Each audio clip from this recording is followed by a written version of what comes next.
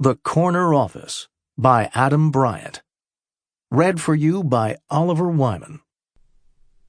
Hi, this is Adam Bryant. For investors and business journalists, stock price fluctuations and quarterly results offer a steady stream of report cards for evaluating a CEO's work.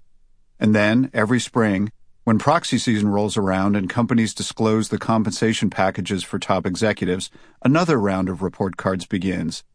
This transparency keeps people honest and creates a relatively level playing field, except, of course, when the numbers lie. From these data, a storyline emerges around the CEOs as strategists, and we focus on their successes, their failures, their challenges. Have they sized up the industry landscape correctly and developed a plan to beat their competitors? Are they executing this plan in a disciplined fashion?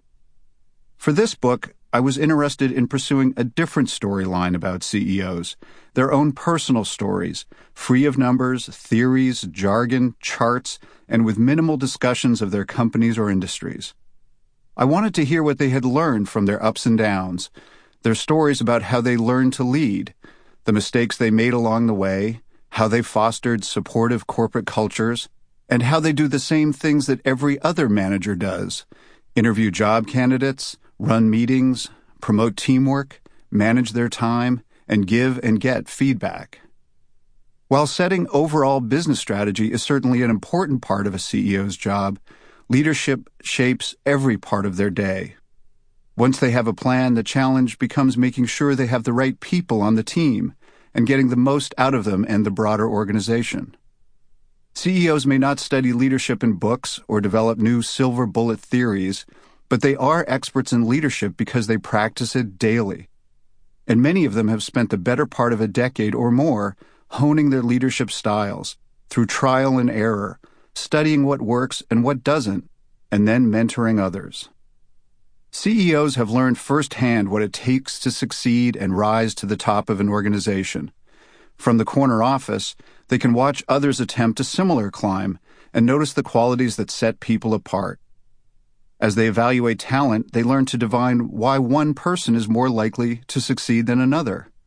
When they bring in talent from the outside, they watch as some new hires blend in better than others.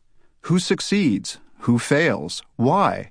It's a feedback loop that expands with every additional person they manage, creating a kind of laboratory for studying the qualities that enable people to succeed. CEOs study team dynamics, too. If one division or group consistently outperforms another, why is that? What leadership skills does that division or group leader possess? Finally, there is feedback from the marketplace. In business, there are constant judgments and scores. From quarter to quarter, CEOs can determine whether their strategies and leadership styles are working and whether they need to be adjusted. CEOs face criticism from many corners, and it is often deserved. But there is no arguing that they have achieved a great deal through a combination of smarts, hard work, attitude, and commitment. They have much to offer beyond a return on a shareholder's investment. I have spent much of my 2 decades in business journalism interviewing CEOs and asking variations of the question, what's the strategy for your company? But I found myself growing more interested in asking them questions like, how do you do what you do?